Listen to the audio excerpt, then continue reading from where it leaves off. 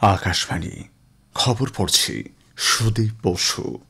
এখনকার বিশেষ বিশেষ খবর হল, প্রধানমন্ত্রী নরেন্দ্র মোদী আজ স্কাই রুটের ইনফিনিটি ক্যাম্পাসের উদ্বোধন করে বলেছেন, ভারতের মহাকাশ ক্ষেত্র এখন বিশ্ব বিনিয়োগকারীদের কাছে আকর্ষণীয় গন্তব্য হয়ে উঠেছে। চাণক্য ডিফেন্স ডায়ালগ 2025-এ যোগ দিয়ে রাষ্ট্রপতি দ্রৌপদী মুর্মু বলেছেন, ভারতীয় সশস্ত্র বাহিনী দেশের সার্বভৌমত্ব রক্ষার ক্ষেত্রে পেশাদারিত্ব দেশপ্রেমের দৃষ্টান্ত হয়ে উঠেছে। আন্তর্জাতিক মুদ্রা তহবিল IMF জানিয়েছে, 2025-26 অর্থ বছরে ভারতের অর্থনীতি 6.6% হারে বাড়বে বলে অনুমান। নতুন দিল্লির ভারত মণ্ডপমে ভারত আন্তর্জাতিক বাণিজ্য মেলা আজ শেষ হচ্ছে। দক্ষিণ পশ্চিম বঙ্গোপসাগর ও শ্রীলঙ্কা উপকূলে অবস্থানরত গভীর নিম্নচাপটি ঘূর্ণিঝড়ে পরিণত হওয়ার সম্ভাবনার প্রেক্ষিতে উত্তর তামিলনাড়ু, পুদুচেরি এবং দক্ষিণ অন্ধ্র উপকূলে জারি হয়েছে সতর্কতা। আসছি বিস্তারিত খবরে। প্রধানমন্ত্রী নরেন্দ্র মোদী বলেছেন, ভারতের মহাকাশ ক্ষেত্র এখন বিশ্ব বিনিয়োগকারীদের কাছে আকর্ষণীয় গন্তব্য হয়ে উঠছে। আজ ভিডিও কনফারেন্সের মাধ্যমে স্কাই রুটের ইনফিনিটি ক্যাম্পাসের উদ্বোধনী অনুষ্ঠানে তিনি বক্তব্য রাখেন। প্রধানমন্ত্রী জানান, সরকার মহাকাশ ক্ষেত্রে একাধিক ঐতিহাসিক সংস্কার করেছে। এখন বেসরকারি উদ্ভাবনের জন্য মহাকাশ ক্ষেত্র উন্মুক্ত। স্টার্টআপ ও শিল্প প্রতিষ্ঠানগুলো দেশের বৈজ্ঞানিক পরিবেশের সঙ্গে ঘনিষ্ঠভাবে কাজ করতে চাইছে। তিনি বলেন, আগামী দিনে বিশ্ব মহাকাশ অর্থনীতি বহুগুণে বাড়বে। এতে ভারতের তরুণদের জন্য নতুন সুযোগ তৈরি হবে।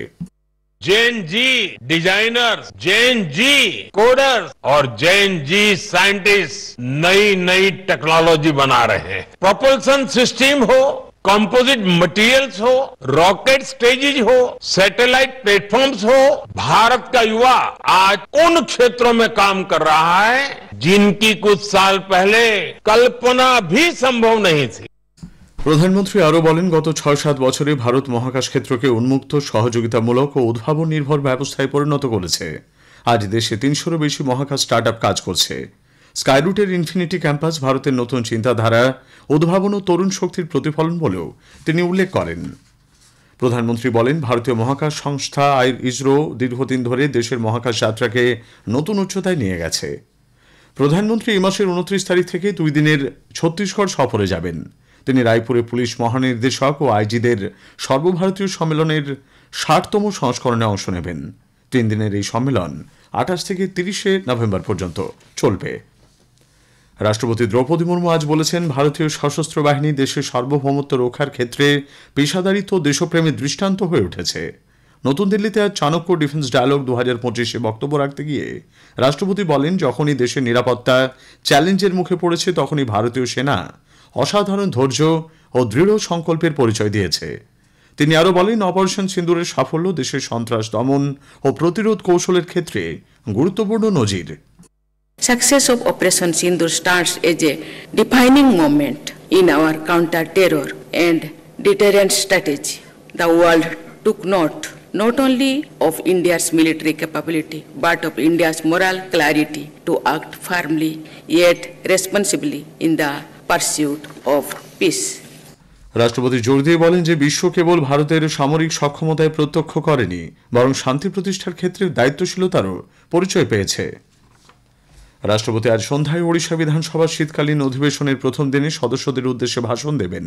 এই প্রথম দেশের কোনো রাষ্ট্রপতি ওড়িশা বিধানসভায় বক্তব্য রাখবেন। রাষ্ট্রপতি মুর্মু আজ থেকে 2 দিনের জন্য নিজের রাজ্যে সফরে রয়েছেন। তিনি বিধানসভার 11 নম্বর কক্ষ পরিদর্শন করবেন, যেখানে তিনি বিধায়ক থাকাকালীন কাজ করতেন। রাষ্ট্রপতির সফর উপলক্ষে কক্ষটি নতুনভাবে সংস্কার করা হয়েছে। রাষ্ট্রপতি আগামী 3রা ডিসেম্বর কেরালা সফরে যাবেন। সেখানে নৌবাহিনী দিবসে অনুষ্ঠানে প্রধান অতিথি হিসেবে যোগ দেবেন তিনি। নৌবাহিনী প্রধান অ্যাডমিরাল দীনেশ কে ত্রিপাঠী তিরুবনন্তপুরমের সঙ্গমুখম সমুদ্র সৈকতে এই অনুষ্ঠানটির প্রধান আয়োজক হিসেবে উপস্থিত থাকবেন। আন্তর্জাতিক মুদ্রা ভান্ডার IMF জানিয়েছে, 2025-26 অর্থবর্ষে ভারতের অর্থনীতি 6.6% হারে বাড়বে। পণ্য ও পরিষেবা কর GST সংস্কার দেশকে মার্কিন যুক্তরাষ্ট্রের আরোপিত 50% শুল্কের নেতিবাচক প্রভাব থেকে কিছুটা রক্ষা করবে বলেও রিপোর্টে উল্লেখ করা হয়েছে। IMF-এর বার্ষিক মূল্যায়নে বলা হয়েছে, ভারতের অর্থনীতির ফলাফল এখন বেশ ভালো। 2024-25 অর্থবর্ষে 6.5% বৃদ্ধি হার অর্জনের পর চলতি অর্থবর্ষের প্রথম ত্রৈমাসিকে প্রকৃত GDP 7.8% বেড়েছে। উন্নত অর্থনীতি হয়ে ওঠার ভারতের লক্ষ্য পূরণে পরিকাঠামোগত সংস্কার চালিয়ে যাওয়া জরুরি বলেও জানিয়েছে আইএমএফ। প্রতিরক্ষামন্ত্রী রাজনাথ সিং বলেছেন, ভারত ও ইন্দোনেশিয়ার মধ্যে হাজার হাজার বছরের পুরনো সভ্যতাগত যোগাযোগ রয়েছে। উভয় প্রতিবেশী ইতিহাস, সংস্কৃতি এবং সভ্যতার যৌথ অংশীদার।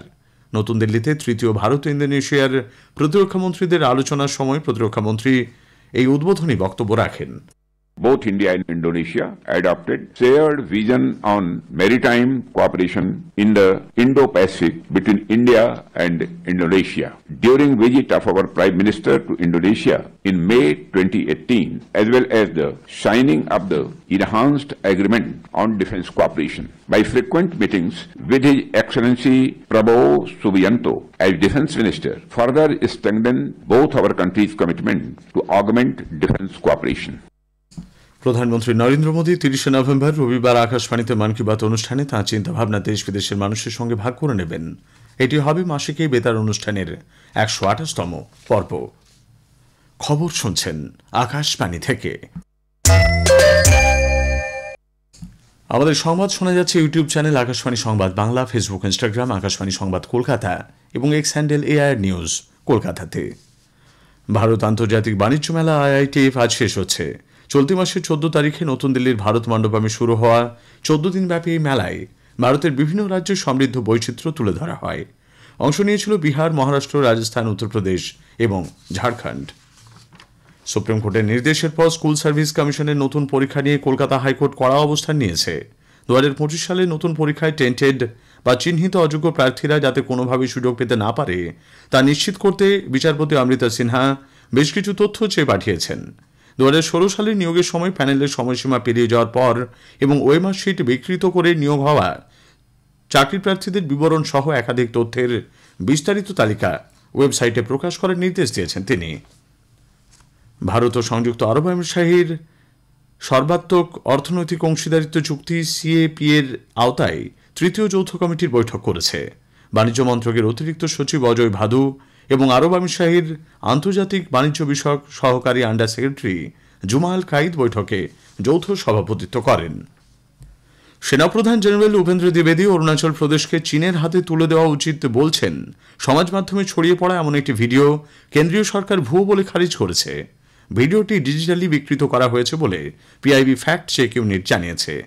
কয়েকটি পাকিস্তানি অ্যাকাউন্ট থেকে এআই এর মাধ্যমে তৈরি এই ভুয়ো ভিডিও ছড়ানো হচ্ছে বলেও জানিয়েছে সরকার। জম্মু কাশ্মীরে পুলিশ আজ এক তরুণকে সন্দেহভাজন সন্ত্রাসবাদী কার্যকলাপের অভিযোগে গ্রেপ্তার করেছে। তার কাছ থেকে বাজেয়াপ্ত করা ডিজিটাল ডিভাইসগুলি বর্তমানে পরীক্ষা করা হচ্ছে। পুলিশ জানিয়েছে অভিযুক্ত রিয়াসি জেলার বাসিন্দা হলেও বর্তমানে বাতিনটি এলাকায় বসবাস করছিল।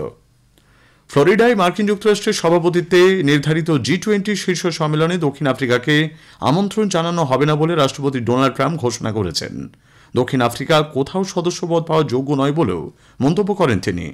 1 ডিসেম্বর 2025 থেকে 30 নভেম্বর 2026 পর্যন্ত G20 সভাপতিত্ব করবে আমেরিকা। ট্রাম্প বলেছেন, দক্ষিণ আফ্রিকা সরকার ডাচ, ফরাসি, জার্মান বংশোদ্ভূতদের মানবাধিকার লঙ্ঘনের সমস্যার সমাধান করতে ব্যর্থ হয়েছে। দক্ষিণ পশ্চিম বঙ্গোপসাগর ও শ্রীলঙ্কা উপকূলে অবস্থানরত গভীর নিম্নচাপটি গত 6 ঘন্টায় 8 কিলোমিটার প্রতি ঘন্টা বেগে উত্তর পশ্চিম দিকে সরে গেছে। আগামী 12 ঘন্টার মধ্যে সেটি ঘূর্ণিঝড়ে পরিণত হওয়ার সম্ভাবনা। আগামী 48 ঘন্টায় সেটি উত্তর তামিলনাড়ু, পুদুচেরি, দক্ষিণ অন্ধ্র উপকূলের দিকে অগ্রসর হবে বলে পূর্বাভাস। চেন্নাই, কুড্ডালো, নাগাপট্টিনাম বন্দরে ঘূর্ণিঝড় সতর্কতা সংকেত নম্বর 4 জারি করা হয়েছে। সংকেত নম্বর 3 জারি হয়েছে তুতিকোরিন, পাম্বান, নাগাপট্টিনাম এবং কড়াইকলে।